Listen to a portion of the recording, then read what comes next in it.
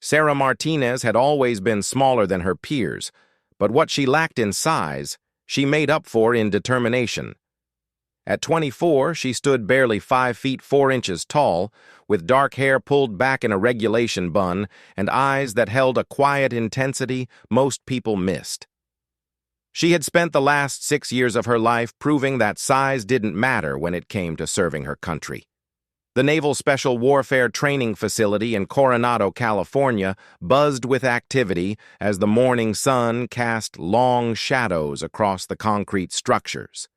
Sarah walked through the gates, her civilian clothes marking her as different from the sea of camouflaged uniforms surrounding her. She wasn't here as a trainee anymore. Those grueling months of Hell Week, the endless ocean swims, the sleep deprivation, and the constant push to quit were behind her. She had earned her trident, the coveted seal pin that fewer than 1% of women had ever achieved. Today, she was here as an instructor, though few people knew it yet. The Navy had asked her to participate in a special evaluation program, observing training exercises and providing feedback on new tactical approaches. It was an honor, but it also meant she would be working closely with people who might not immediately recognize her credentials. Commander Bradley Thompson had briefed her the previous evening about the group she would be observing. They were advanced cadets, young men and women in their final phase of officer training before being assigned to various naval units. Most were destined for surface ships or submarines, but a few had expressed interest in special operations. They were confident, perhaps overly so, and had been performing well in their evaluations. Sarah made her way to Building 12, where the tactical simulation exercises were conducted. The hallways smelled of fresh paint and floor wax, mixed with the lingering scent of gun oil from the nearby armory. She could hear voices echoing from the training rooms, the sharp commands of instructors mixed with the responses of eager cadets. She pushed open the door to Simulation Room C and stepped inside. The room was set up to resemble a Middle Eastern compound, complete with concrete walls, narrow doorways, and various props that could serve as cover during tactical exercises. 8 cadets stood in formation, listening intently to their instructor, Lieutenant Harris, as he explained the day's scenario. The cadets were an impressive group. Sarah had to admit. They stood at attention with perfect posture, their uniforms crisp and their expressions focused. Most were men, tall and athletic, with the kind of confidence that came from months of successful training. There were 2 women in the group, both of whom carried themselves with the same military bearing as their male counterparts. Lieutenant Harris noticed Sarah's entrance and nodded in her direction. "Cadets, we have an observer joining us today. This is Miss Martinez. She'll be watching our exercises and taking notes for the evaluation board." Sarah winced slightly at being introduced as Miss Martinez, rather than by her rank, but she understood the reasoning. Her role here was supposed to be as a civilian contractor, a cover story that allowed her to observe without immediately revealing her military background. The Navy wanted honest reactions from the cadets, not performances designed to impress a decorated SEAL. The cadets glanced in her direction with polite but dismissive looks. She could almost read their thoughts. Another civilian observer, probably some psychologist or analyst who had never held a weapon in her life, there to write reports about their performance. They turned their attention back to Lieutenant Harris, clearly considering her presence irrelevant to their training. Lieutenant Harris outlined the scenario. Today's exercise simulates a hostage rescue situation. Intelligence indicates that 3 civilians are being held in this compound by hostile forces. Your mission is to clear the building, neutralize the threats, and secure the hostages. You'll be using training weapons loaded with marking rounds. Any questions? Cadet Johnson, a tall young man with broad shoulders and an easy smile, raised his hand. "Sir, what's our rules of engagement?" "Shoot to kill on any armed hostiles. Avoid civilian casualties at all costs. Remember, in a real situation, every decision you make could mean the difference between life and death for innocent people." Sarah positioned herself in a corner, where she could observe without interfering. She pulled out a small notebook and pen, playing her role as an evaluator while actually planning to assess the cadets' tactical awareness and decision-making skills. The exercise began with the cadets forming up outside the simulated compound. Sarah watched as they quickly organized themselves, with Cadet Williams taking the lead role. He was clearly the unofficial leader of the group, a young man whose confidence bordered on arrogance. The others fell in line behind him without question. Their approach to the building was textbook perfect. They moved in formation, used proper hand signals, and maintained good spacing. Sarah made notes about their communication and coordination, which was excellent for their level of training. However, she also noticed some concerning signs of overconfidence. As they approached the first doorway, Cadet Williams made the decision to split his team.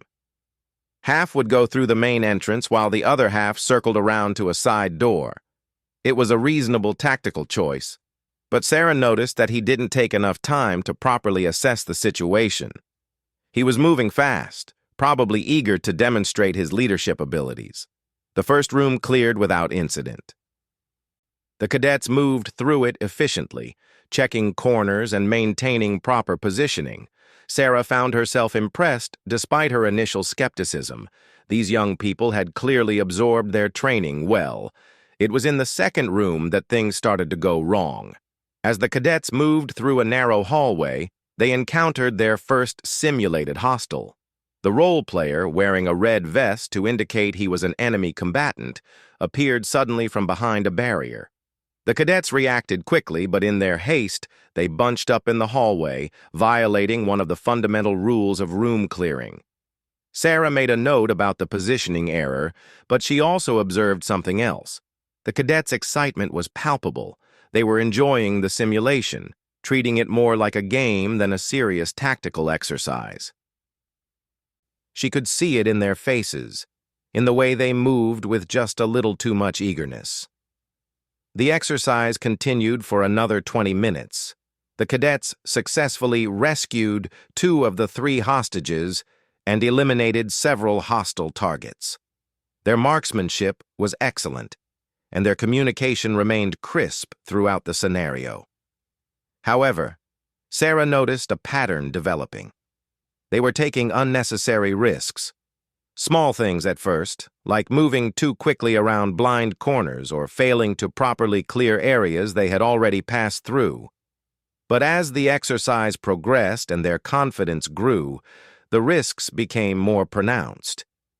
In the final room, they located the last hostage, played by another instructor wearing a blue vest. The scenario called for a delicate extraction, as the hostage was supposedly injured and couldn't move quickly. This was where tactical patience was most crucial. Instead of taking the time to properly secure the area and plan their extraction, Cadet Williams made the decision to move immediately. He assigned 2 cadets to carry the wounded hostage, while the others provided cover. It might have worked in the simulation, but Sarah could see at least 3 ways the plan could have gone catastrophically wrong in a real situation. When the exercise ended, the cadets were jubilant. They had completed their mission successfully, rescued all the hostages, and eliminated every hostile target. Lieutenant Harris congratulated them on their performance, noting their excellent teamwork and communication. Sarah continued taking notes, but her mind was already working on how to address what she had observed. The cadets had performed well technically, but they lacked the kind of tactical patience and situational awareness that separated good soldiers from great ones. More concerning was their attitude. They were treating the exercise like a video game, not understanding that in real combat, the margin for error was essentially 0. As the cadets began to clean their weapons and secure their equipment, Sarah approached Lieutenant Harris. "Would it be possible to speak with the cadets about the exercise? I'd like to ask them a few questions for my evaluation." Lieutenant Harris nodded. "Of course. Cadets, gather around. Miss Martinez has some questions about your performance." The 8 cadets formed a semicircle around Sarah, still riding high on their successful completion of the exercise. She could see the satisfaction in their faces, the confidence that came from a job well done. They were good kids, she realized, just inexperienced and perhaps a little too sure of themselves. "First, let me say that your technical performance was excellent," Sarah began, and she could see the cadet straighten with pride. "Your marksmanship was outstanding, your communication was clear, and you worked well as a team." Cadet Johnson grinned. "Thank you, ma'am. We've been training hard." "However," Sarah continued, "I noticed some areas where you might consider adjusting your approach. In particular, your movement through the hallway in the second room created some vulnerabilities that could have been exploited by an enemy." The smile faded from Johnson's face. "Ma'am, we cleared that hallway successfully and neutralized the threat." "You did," Sarah agreed, "but you bunched up during the engagement. In a real situation, that could have allowed one enemy combatant to take out multiple team members with a single grenade or automatic weapon burst." Cadet Williams stepped forward slightly, and Sarah could see the defensiveness in his posture. "With respect, ma'am, we completed the mission successfully. We rescued all the hostages and eliminated all threats. I'm not sure what more you could ask for." There was an edge to his voice that Sarah didn't like, a subtle challenge that suggested he didn't appreciate criticism from a civilian observer. She could see similar attitudes in the faces of the other cadets. They had done well in the exercise, and they didn't want to hear about their mistakes. Sarah decided to try a different approach. "You're absolutely right that you completed the mission successfully. I'm just thinking about how you might perform even better in future exercises. In special operations, we say that the difference between success and catastrophic failure is often just a matter of degrees." "Special operations?" Cadet Williams asked, and there was a note of skepticism in his voice. "Are you military, ma'am?" Sarah hesitated. Her cover story was that she was a civilian contractor, but she was starting to realize that maintaining that fiction might not be the best approach with this group. "I have some experience with tactical operations, yes." "What kind of experience?" This question came from Cadet Davis, one of the women in the group. Her tone was respectful but curious. Before Sarah could answer, Cadet Williams spoke again. "Look, no offense, ma'am, but we've been training for months under some of the best instructors the Navy has. I think we know what we're doing." The room fell silent. Even Lieutenant Harris looked uncomfortable at the cadet's tone. Sarah could feel the tension building, and she realized that the situation was moving in a direction she hadn't anticipated. "I understand that you've had excellent training," Sarah said carefully. "I'm not questioning your instructors or your dedication. I'm simply offering some observations that might be helpful in future exercises." Cadet Williams exchanged glances with his teammates, and Sarah could see something pass between them. It was subtle, but she recognized the look. It was the same expression she had seen on the faces of young soldiers who thought they knew everything there was to know about combat. "Ma'am," Williams said, "with all due respect, I think we've proven ourselves today. We completed a complex tactical scenario successfully, under pressure, with no casualties. I'm not sure what a civilian observer could teach us about tactics that we haven't already learned from our military instructors." The word civilian was emphasized just enough to make it clear that Williams didn't consider Sarah's opinions particularly valuable. Sarah felt a familiar surge of irritation, the same feeling she had experienced countless times throughout her military career when people underestimated her based on their assumptions. She looked around the group and realized that Williams's attitude was shared by most of the others. They were polite enough not to openly challenge her, but she could see the skepticism in their eyes. They had completed their exercise successfully. They were feeling confident, and they didn't want to hear criticism from someone they perceived as an outsider. Lieutenant Harris stepped forward, clearly sensing the tension. "Cadets, Miss Martinez is here at the request of the training command. Her observations are part of your evaluation process." "Of course, sir," Williams replied, but his tone suggested he was merely being polite. We appreciate any feedback that can help us improve." The words were right, but Sarah could hear the insincerity behind them. These cadets had decided that she didn't have anything valuable to teach them, and they were going through the motions of listening while waiting for her to finish so they could move on to their next activity. Sarah made a decision. The evaluation was important, but there was something more significant happening here. These young officers-to-be were developing an attitude that could be dangerous in real combat situations. They were confusing success in training with actual competence, and they were dismissing input from anyone they didn't consider their equal. "I appreciate your confidence in your abilities," Sarah said, her voice remaining calm and professional. "Confidence is important in tactical situations. However, overconfidence can be deadly." "Overconfidence?" Williams repeated, and now there was definitely an edge to his voice. "Ma'am, I think our performance speaks for itself." Sarah nodded. "Your performance was technically sound, yes, but technique isn't everything. In real combat, you'll face enemies who don't follow the script. You'll encounter situations that don't match your training scenarios, and when that happens, the difference between life and death often comes down to humility and the willingness to learn from anyone who can teach you something." The silence that followed was uncomfortable. Sarah could see that her words had struck a nerve, but not in the way she had intended. Instead of making the cadets think about their assumptions, she had apparently confirmed their belief that she was just another civilian observer with theoretical knowledge but no real understanding of their world. It was Cadet Johnson who broke the silence. "Ma'am, I think we understand the importance of staying humble. But we also know our capabilities. We've been training for this and we're good at it." Sarah realized that the conversation was not going to be productive. The cadets had made up their minds about her, and nothing she said as a supposed civilian contractor was going to change their attitudes. She was about to excuse herself and speak privately with Lieutenant Harris when Williams spoke again. "You know what, ma'am? I think maybe you should observe one of our advanced exercises before you make any judgments about our tactical abilities. We've got another scenario scheduled for this afternoon, something a little more challenging than what we just did." There was something in his tone that made Sarah look at him more carefully. It wasn't quite a challenge, but it wasn't entirely respectful either. She glanced at Lieutenant Harris, who looked uncertain about where the conversation was heading. "That's an interesting suggestion," Sarah said.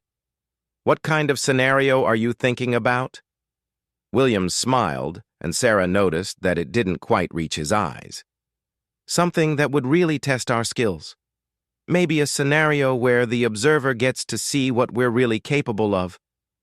The other cadets were watching the exchange with interest now, and Sarah could sense that something was building beneath the surface. The polite military courtesy was still there, but there was an undercurrent of something else. Frustration, maybe, or wounded pride. She was beginning to realize that her presence as an observer had triggered something in these young people that went beyond simple defensiveness about their performance.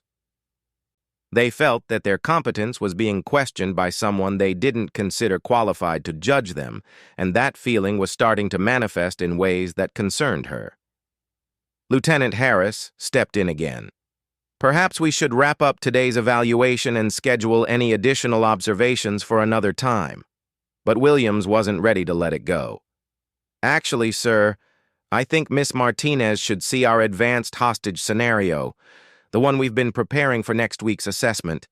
It would give her a much better sense of what we're capable of." Sarah felt a small warning bell going off in the back of her mind. There was something about the way Williams was pushing this that didn't feel right. She had been in enough tense situations to recognize when someone was moving beyond simple disagreement into something more problematic. "I appreciate the offer," she said carefully, "but perhaps Lieutenant Harris is right about scheduling additional observations for another time." "Oh, come on," Williams said, and his smile became more pronounced. "We're all here. The equipment is ready, and we've got time before our next class. It would only take an hour or so. The other cadets were nodding in agreement, and Sarah could see that they were feeding off Williams's energy. What had started as wounded pride was beginning to transform into something that looked suspiciously like a challenge. She realized that she was facing a choice. She could politely decline, leave the room, and report her concerns about the cadets' attitudes to Lieutenant Harris privately. That would be the safe, professional approach. Or she could accept their challenge and see where it led, knowing that it might provide valuable insights into how these future officers would handle stress and unexpected situations. The problem was that accepting the challenge meant maintaining her cover as a civilian contractor, which would limit her ability to correct any dangerous behaviors if they arose. But declining might confirm the cadets' belief that she was just another bureaucrat with no real understanding of their world. Sarah looked around the room at the 8 young faces watching her expectantly. They were good kids, she reminded herself, just inexperienced and perhaps too confident for their own good. But they were also future officers who would someday be responsible for the lives of the sailors and soldiers under their command. If they had dangerous attitudes, it was better to discover and address them now, during training, rather than later when lives were actually at stake. "All right," she said finally. "I'd be interested to observe your advanced scenario." Williams's smile widened, and Sarah noticed that several of the other cadets exchanged glances. She was beginning to suspect that she had just walked into something more complex than a simple training observation. Lieutenant Harris looked uncertain as Williams began explaining the advanced scenario. "This exercise was designed for next week's final assessment," he said, glancing between Sarah and the eager cadets. "It's significantly more complex than what we just completed." Sarah noticed that Williams had taken charge of the explanation, even though Lieutenant Harris was the instructor. The other cadets were watching Williams with something approaching admiration, as if he had scored points in some unspoken competition. "The scenario involves a diplomatic crisis," Williams continued, his confidence growing as he spoke. "A foreign embassy has been compromised, with multiple hostages including high-value targets. The setup includes civilians, hostile combatants, and potential double agents. The challenge is that you can't be sure who to trust." Lieutenant Harris nodded reluctantly. "It's based on real-world scenarios our special operations forces have encountered. The psychological pressure is significantly higher because the participants never know who might be working against them." Sarah felt that warning bell getting louder. "What exactly would my role be in this exercise?" "You'd play one of the civilians caught in the embassy," Williams explained. "Someone who was in the wrong place at the wrong time. The cadets have to determine whether you're an innocent bystander, a potential asset, or a threat." The setup was beginning to make sense to Sarah, and she didn't like where it was heading. In this scenario, she would be placed in a position where the cadets would have complete control over the situation, and she would have no authority to intervene if things went wrong. Moreover, they would be treating her as a potential enemy, which could provide them with a justification for increasingly aggressive behavior. "That sounds quite complex," she said diplomatically. "Are you sure you're ready for that level of exercise?" "Oh, we're ready," Williams assured her. "We've been preparing for this for weeks. It'll give you a chance to see how we handle real pressure, not just the basic tactical stuff." Sarah looked at Lieutenant Harris, hoping he would intervene, but he seemed caught between his responsibility as an instructor and his reluctance to override the cadets' initiative. "The scenario is scheduled for next week," he said uncertainly. "We could certainly move it up if everyone is prepared." "We're prepared," Cadet Davis said firmly. The other woman in the group, Cadet Thompson, nodded in agreement. Sarah realized that the challenge Williams had issued was now being supported by the entire group, including the female cadets. "All right," Sarah said, making her decision. "But I'd like to understand the scenario parameters more clearly. What are the victory conditions for the cadets?" Williams exchanged another glance with his teammates. The mission is to secure the embassy, identify all threats, and protect the civilians. Success is measured by how quickly and efficiently we can restore order to the situation. And the failure conditions? Civilian casualties, missed threats, or compromised security, Williams replied. Standard stuff. Sarah nodded, but she was thinking about what Williams hadn't mentioned. In exercises like this, there was always a subjective element to the scoring. How aggressive could the cadets be in interrogating civilians? How much suspicion was reasonable? Who would be making those judgments? Who's running the exercise? She asked. Who plays the hostile combatants and makes the tactical decisions for the opposition? Lieutenant Harris looked uncomfortable. Well, that's usually my role, but since this was impromptu, I thought the cadets could run it themselves. They've observed enough of these exercises to understand how they work. Sarah felt a chill run down her spine. The cadets would be running their own exercise, with minimal supervision, and they had already demonstrated that they didn't respect her authority or expertise. Moreover, they had specifically requested that she participate as a civilian who might be a threat, which would put her in a vulnerable position with no official way to protect herself. I'm not sure that's the best approach, she said carefully. These exercises work best when there's experienced oversight to ensure safety and maintain realism. Oh, we'll maintain realism, Williams said, and there was something in his tone that Sarah definitely didn't like. That's the whole point. You'll get to see how we handle a real-world situation with real pressure. Sarah was beginning to understand what was happening.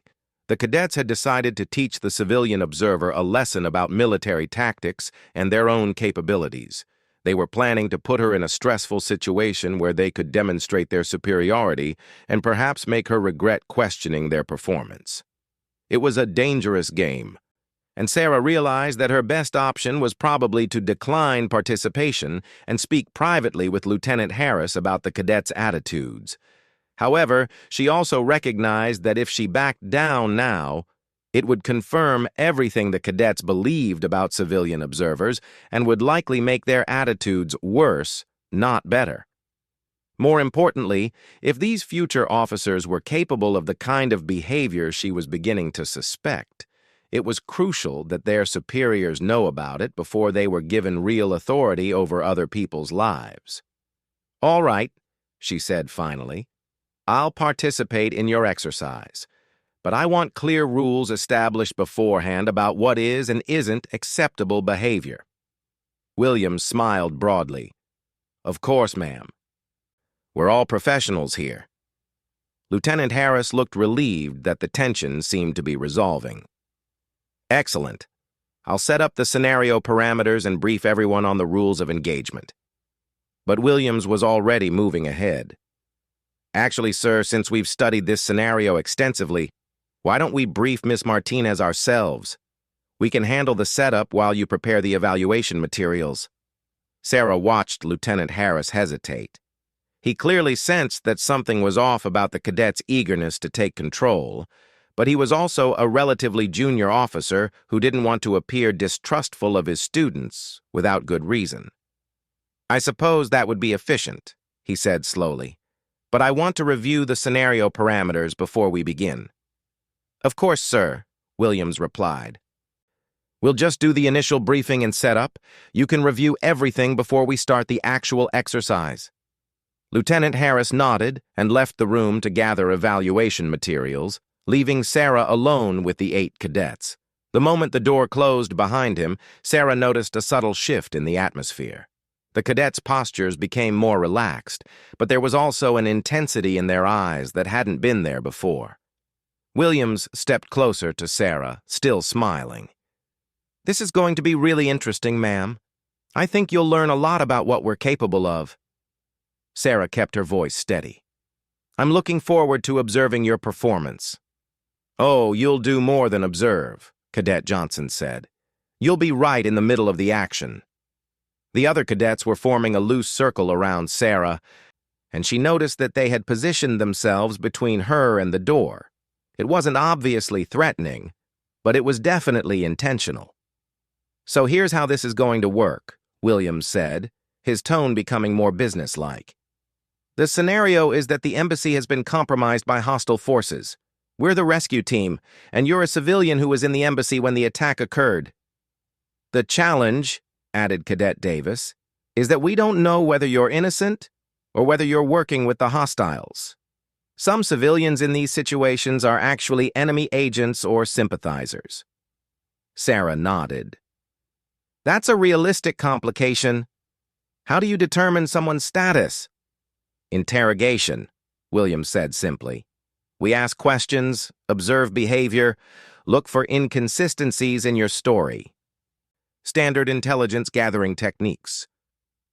"And what happens if you determine that someone is a threat?" Williams's smile became colder. "Then we neutralize the threat, by any means necessary." Sarah felt her training kicking in, the hyper-awareness that came when a situation was moving toward violence. The cadets were still smiling, still maintaining the pretense that this was just an exercise. But there was something predatory in their body language now. "Of course, this is just an exercise," she said, testing their reactions. "So, neutralizing threats would be simulated, right?" "Well, that's where it gets interesting," Johnson said. "To make the exercise realistic, we need you to really feel the pressure. Otherwise, it's just play acting." "What does that mean exactly?" Sarah asked. Cadet Thompson, who had been quiet until now, spoke up. "It means we need to create real stress, real consequences. Otherwise, you won't react the way a real civilian would." Sarah was beginning to understand the full scope of what the cadets had planned. They intended to subject her to a realistic interrogation, complete with actual psychological pressure and probably physical intimidation. In their minds, this would prove their tactical abilities while simultaneously teaching the civilian observer a lesson about respecting military personnel. "I think we should wait for Lieutenant Harris to return before we begin," Sarah said. "Oh, he'll be back soon," Williams said. "But we can start the scenario setup now. It'll save time." Without waiting for Sarah's response, Williams gestured to the other cadets, who immediately began moving around the room. They rearranged furniture to create a more confined space, dimmed the lights, and retrieved some additional props from a storage cabinet. Within minutes, they had transformed the training room into something that resembled an interrogation chamber. Sarah watched their efficiency with professional interest, even as she became more concerned about their intentions. They moved with practiced coordination, suggesting that they had planned this scenario in detail despite claiming it was impromptu. "Very impressive setup," she said. "How long did it take you to plan this?" Williams looked up from adjusting a light fixture. "We've been working on this scenario for weeks, like I said. We know exactly how it should go." The admission confirmed Sarah's suspicion that this exercise was not as spontaneous as it had been presented. The cadets had been planning something, and her unexpected criticism of their performance had provided them with the perfect opportunity to implement it. "All right," she said. "What's my backstory? What kind of civilian am I supposed to be?" "That's part of the challenge," Davis explained. "We don't know your backstory. We have to figure it out through interrogation. All we know is that you were in the embassy when it was attacked, and now we need to determine whether you're a threat." Sarah nodded, still playing along while mentally preparing for what she suspected was coming. "And how do I know when the exercise is over?" "When we determine your status," Williams said. "Innocent civilians get rescued. Threats get neutralized." "And how exactly do you neutralize threats in an exercise setting?" Williams' smile became genuinely unsettling. "I guess we'll find out, won't we?" At that moment, Cadet Johnson approached Sarah carrying what appeared to be a realistic training weapon. "For safety purposes, we need to secure any potential threats during the interrogation process." Sarah looked at the weapon, recognizing it as a training pistol designed to look and feel exactly like a real firearm. That seems like an unnecessary prop for this type of exercise. Realism is important, Johnson said. In a real situation, we'd be armed and ready to respond to any threats. Sarah was rapidly approaching the point where she needed to make a decision about whether to continue with the exercise or find a way to leave. The cadets' behavior was becoming increasingly concerning, and their emphasis on realism suggested that they might be planning to cross lines that should never be crossed in a training environment. However, she also recognized that if she left now, she would have no evidence of what the cadets had been planning, and they would likely be more careful in the future. If these young people were developing dangerous attitudes about the use of force and authority, it was important to document those attitudes while also ensuring that they learned appropriate lessons. "All right," she said finally. "I'll participate in your realistic scenario, but I want to establish some clear safety protocols first." "Don't worry about safety," Williams said dismissively. "We're all trained professionals.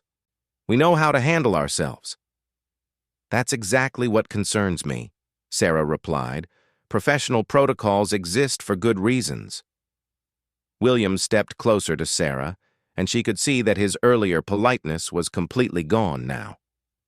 "Ma'am, with respect, you're not in a position to dictate protocols to us. In this scenario, you're a civilian, and we're the military personnel in charge of the situation."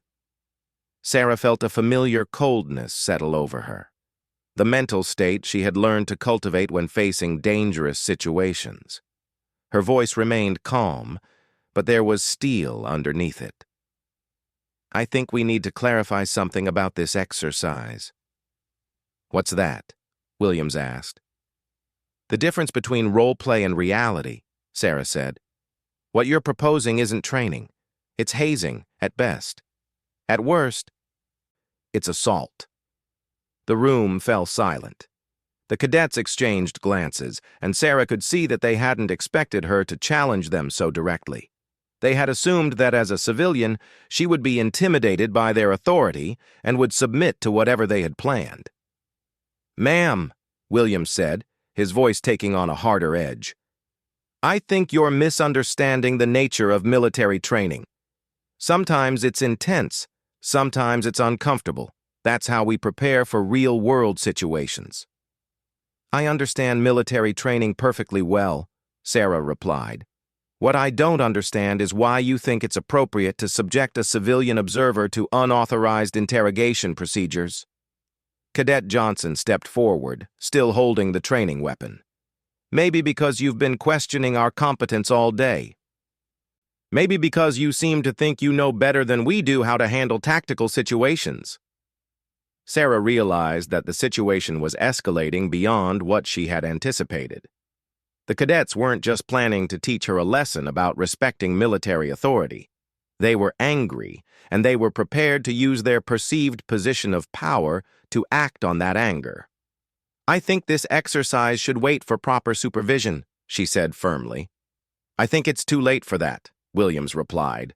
"The scenario has already begun, and in this scenario, you're a potential threat who needs to be interrogated." Sarah looked around the room and saw that the cadets had positioned themselves strategically. They controlled all the exits, they were armed with training weapons, and they had clearly planned this confrontation in advance. She was facing 8 young people who believed they had authority over her and who were prepared to use force to assert that authority. It was time to make a choice. She could reveal her identity and rank, which would immediately end the confrontation, but would also protect the cadets from the consequences of their actions. Or she could allow the situation to develop further, documenting their behavior and ensuring that their superiors understood exactly what kind of officers they were training. The decision was made easier when Cadet Johnson raised the training weapon and pointed it in her direction. "Ma'am," he said, his voice now completely cold and professional, "you need to sit down and prepare for questioning."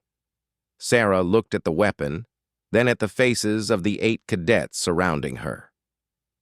They were no longer pretending that this was just an exercise. This was real to them, and they were prepared to treat her as an actual prisoner. "I see," she said quietly. And what happens if I refuse? Williams stepped up beside Johnson, his hand resting on his own training weapon. Then we'll consider that evidence that you're not cooperating with lawful military authority, and we'll respond accordingly. Sarah nodded slowly, as if considering her options. In reality, she was calculating distances, identifying potential weapons, and preparing for what she now realized was inevitable. These young people had crossed a line, and they were about to learn why that line existed. "All right," she said, moving slowly toward the chair they had positioned in the center of the room. "I'll cooperate with your exercise."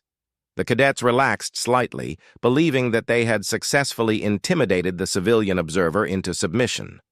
They had no way of knowing that they had just made the biggest mistake of their military careers. Sarah sat in the chair they had positioned for her, her hands resting calmly in her lap, while 8 future naval officers formed a semicircle around her.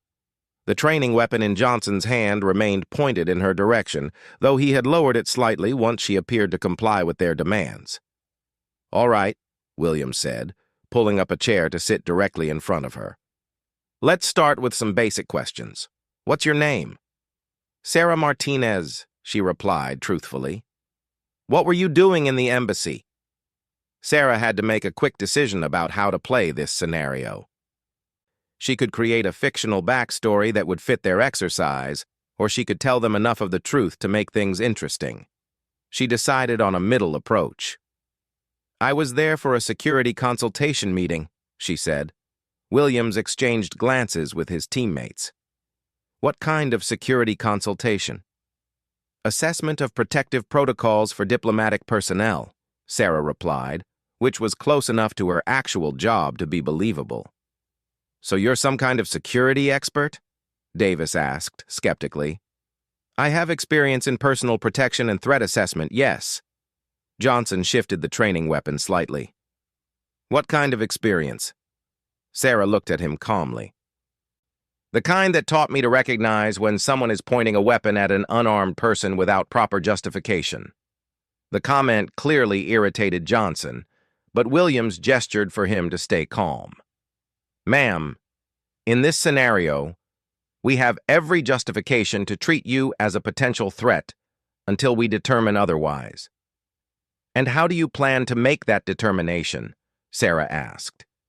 "By asking questions and evaluating your responses for consistency and truthfulness," Williams replied. "Standard interrogation techniques." Sarah nodded. "I see. And what's your training in interrogation techniques?" The question seemed to catch Williams off guard. "We've had instruction in basic questioning methods." "From whom?" "Our instructors. Standard Navy curriculum." Sarah made a mental note of his response. "And that curriculum included pointing weapons at unarmed civilians?" "It included preparing for all possible scenarios," Williams said defensively, "including scenarios where you might need to threaten civilian contractors working for the U.S. government." Williams paused, clearly realizing that Sarah's questions were exposing the flaws in their justification for the exercise. "Look, this is just training. We're not actually threatening anyone." "Really?" Sarah looked pointedly at the weapon in Johnson's hands. "Because from where I'm sitting, it looks quite threatening." Cadet Thompson stepped forward. "It's a training weapon. It can't actually hurt anyone." "I see," Sarah said. "So if I were to stand up and walk out of this room right now, you wouldn't try to stop me?" The cadets exchanged uncomfortable glances. They had positioned themselves to control the exits, and they clearly intended to prevent her from leaving, but articulating that plan made it sound much more problematic than they had anticipated. "The exercise isn't over yet," Williams said finally. "And I'm not free to end my participation?" "Well, in a real scenario, you wouldn't be free to leave until we determined your status." "But this isn't a real scenario," Sarah pointed out. "It's training. And in training exercises, participants should always have the right to withdraw if they feel unsafe." The logic of her argument was clearly bothering some of the cadets, but Williams was determined to maintain control of the situation. "Ma'am, You agreed to participate in this exercise. We need to see it through to completion. I agreed to participate in an observation, Sarah corrected. I didn't agree to be detained and interrogated by unsupervised trainees with training weapons. Johnson raised his weapon again, pointing it more directly at Sarah. Ma'am, you need to stop questioning our authority and cooperate with the exercise. Sarah looked at the weapon, then directly into Johnson's eyes. When she spoke, her voice was calm but carried a note of authority that hadn't been there before. Cadet, you need to lower that weapon right now. Something in her tone made Johnson hesitate. For the first time since the exercise had begun, he looked uncertain about what he was doing. Williams noticed Johnson's hesitation and stepped in to reassert control. Ma'am, in this scenario, we are the military authority, and you are a civilian subject to our jurisdiction. You don't get to give orders here. Sarah studied Williams's face for a moment, then made her decision.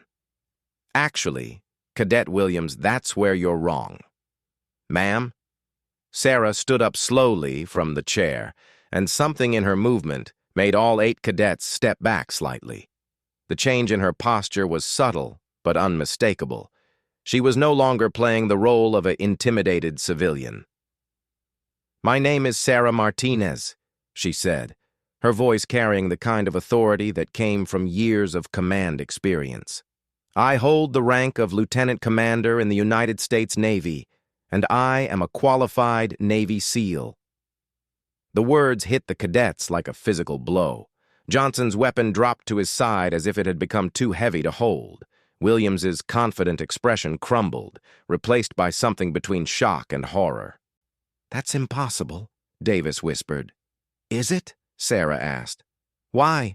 Because I'm a woman? Because I'm small? Because I don't look like what you think a SEAL should look like? The cadets stood frozen, beginning to realize the magnitude of what they had just done. They had detained, threatened, and attempted to interrogate a superior officer. The implications were staggering. Williams found his voice first. Ma'am, we didn't know. You were introduced as a civilian contractor. That was my cover for this evaluation, Sarah said. The Navy wanted to see how you would perform when you thought you weren't being judged by a superior. Congratulations, you've provided an excellent demonstration. The color drained from Williams's face. Ma'am, this was just an exercise. We were just trying to what? Sarah asked. Intimidate a civilian? Abuse your authority? Demonstrate that you can't tell the difference between legitimate training and personal revenge? Johnson was staring at the training weapon in his hands as if he couldn't believe what he had done with it. Ma'am, we were just... You were just what, Cadet Johnson? Just pointing a weapon at someone because you didn't like being criticized? Just trying to teach a lesson to someone you perceived as weaker than you? The room fell silent, except for the sound of 8 young people trying to process the catastrophic mistake they had made. Sarah looked around at each of them, seeing the fear and remorse beginning to set in. Let me explain something to you, she said, her voice remaining calm but carrying unmistakable steel. In the real world, the kind of behavior you just demonstrated would be called assault. If I were actually a civilian contractor, you would all be facing court-martial proceedings right now. Cadet Davis was the first to speak. Ma'am, we're sorry. We didn't mean... You didn't mean what? Sarah interrupted. You didn't mean to threaten someone with a weapon? You didn't mean to detain someone against their will? You didn't mean to abuse your perceived authority? William stepped forward, his earlier confidence completely gone. Ma'am, please. We made a mistake. We're sorry. Is there anything we can do to... To what? Sarah asked. To undo what you just did? To take back the fact that 8 future naval officers thought it was acceptable to gang up on someone they believed was a defenseless civilian? The implications of their actions were clearly sinking in for all of them now. Their military careers, which had seemed so promising an hour ago, were now in serious jeopardy. Ma'am, Thompson said quietly, what happens now? Sarah studied their faces, seeing genuine remorse beginning to replace the shock and fear. That depends on several factors. First, do you understand what you did wrong? Yes, ma'am, Williams said immediately. We threatened a superior officer. We abused our authority. No, Sarah interrupted. That's not the real problem. The real problem is that you thought it was acceptable to treat anyone this way, regardless of their rank or status. She walked slowly around the group, making eye contact with each cadet. The rank thing is just a technicality. What you did wrong was decide that you could use intimidation and threats against someone who criticized your performance. You decided that your wounded pride was more important than professional behavior and basic human decency. Johnson was staring at the floor. Ma'am, we were angry. You were questioning our abilities, and you what? You decided to prove your abilities by ganging up on someone you thought was defenseless? You decided to show your tactical skills by threatening an unarmed person? Sarah stopped in front of Johnson. Look at me, cadet. Johnson raised his eyes reluctantly. What do you think would have happened if I really had been a civilian contractor? What do you think would have happened if I had been someone's daughter or sister or wife, just trying to do her job and you had subjected her to what you planned to do to me? Johnson's voice was barely audible. Ma'am, we would have destroyed her trust in the military. We would have traumatized her. We would have proven that we're not worthy of the uniform. Sarah nodded. That's exactly right. And that's why this isn't really about rank or protocol or military hierarchy. This is about character. She moved to stand in the center of the group again. The military gives you authority and weapons, and the power to make life and death decisions. But that power comes with responsibility. The responsibility to protect people who can't protect themselves. The responsibility to use your abilities in service of something greater than your own ego. Williams raised his hand hesitantly. Ma'am, how do we fix this? How do we make this right? Sarah considered the question carefully. First, you need to understand that you can't make this right. What you did today revealed something about your character, and that can't be undone. But you can learn from it. She looked around the group again. Each of you needs to ask yourself why you thought this was acceptable. Was it because you were angry about criticism? Was it because you wanted to prove your superiority? Was it because you thought civilians didn't deserve the same respect as military personnel? Davis raised her hand. Ma'am, I think we got caught up in group thinking. When Williams suggested the exercise, it seemed like a way to prove ourselves. We didn't think through the implications. Group thinking, Sarah repeated. That's part of it. But group thinking doesn't excuse individual responsibility. Each of you made a choice to participate in this. Each of you decided that intimidating someone was an acceptable way to handle your wounded pride. Thompson spoke up. Ma'am, what you said earlier about humility and learning from anyone who can teach you something, we didn't listen to that. No, you didn't, Sarah agreed. You decided that because I was supposedly a civilian, I couldn't possibly have anything valuable to teach you. You let your assumptions and prejudices override your judgment. She paused to let that sink in. In special operations, that kind of thinking gets people killed. The enemy doesn't always look like what you expect. Threats don't always come from obvious sources, and the people who can save your life might not look like what you think a hero should look like. Johnson finally looked up again. Ma'am, you could have stopped this at any time. You could have revealed your rank and ended the whole thing. Why didn't you? Sarah had been expecting this question. Because you needed to learn this lesson. All of you. If I had stopped you early, you would have been embarrassed about threatening a superior officer, but you wouldn't have learned anything about the deeper problems with your thinking. Williams nodded slowly. You let us hang ourselves.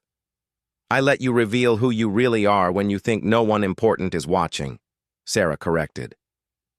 That's the most important test of character there is. The room fell silent again as the cadets processed this. Sarah could see that they were genuinely shaken by what they had learned about themselves, which was encouraging. People who couldn't be shaken by their mistakes were beyond help. "Ma'am," Davis asked, "are you going to report this to our command?" Sarah considered the question. "I'm going to report what I observed during your training exercises. I'm going to include my assessment of your tactical abilities, your teamwork, your decision-making under pressure, and your character." The implication was clear. Their careers were likely over, or at least permanently damaged. "However," Sarah continued, "I'm also going to recommend that you all receive additional training in leadership ethics and civilian relations. Because despite what happened here today, I think most of you are capable of learning from this and becoming better officers." Williams looked surprised. "Ma'am, you're not going to recommend that we be dismissed from the program?" "That's not my decision to make," Sarah said. "But I will say that the military needs officers who understand their responsibilities and who can learn from their mistakes. If you can prove that you've learned something from this experience, you might still have a future in naval service." Thompson raised her hand. "Ma'am, how do we prove that we've learned something?" Sarah smiled for the first time since the exercise had begun, though it wasn't a particularly warm smile. "By how you behave going forward, by how you treat the people under your command when you think no one is watching, by whether you remember this lesson when you're in positions of real authority." At that moment, the door opened and Lieutenant Harris walked back into the room, carrying evaluation forms and looking expectant. He took one look at the scene, the rearranged furniture, the training weapons, the 8 cadets standing at attention with expressions of barely controlled panic, and Sarah standing calmly in the center of it all, and his face went pale. "What happened here?" he asked quietly. Sarah looked at Williams, giving him a chance to explain the situation himself. To his credit, Williams straightened his shoulders and met Lieutenant Harris's eyes. "Sir, we conducted an unauthorized exercise with the observer. We made some serious mistakes in judgment." Lieutenant Harris looked around the room, taking in the details. "What kind of mistakes, Cadet Williams?" Williams swallowed hard. "Sir, we treated the observer inappropriately. We used intimidation tactics and threatened her with training weapons. We abused our authority and violated proper protocols." Lieutenant Harris closed his eyes for a moment, clearly realizing that his career was also in jeopardy for leaving the cadets unsupervised with a civilian observer. "Is the observer all right?" "The observer is fine," Sarah said, speaking for herself. "And she has some recommendations for additional training that these cadets should receive." Lieutenant Harris looked at Sarah more carefully, perhaps noticing for the first time the authority in her voice and bearing. "Ma'am, I need to apologize for my students' behavior. This is completely unacceptable. And I take full responsibility for not providing proper supervision." "Lieutenant Harris," Sarah said, "I think you should know that my name is Lieutenant Commander Sarah Martinez, United States Navy. I've been conducting an evaluation of your training program."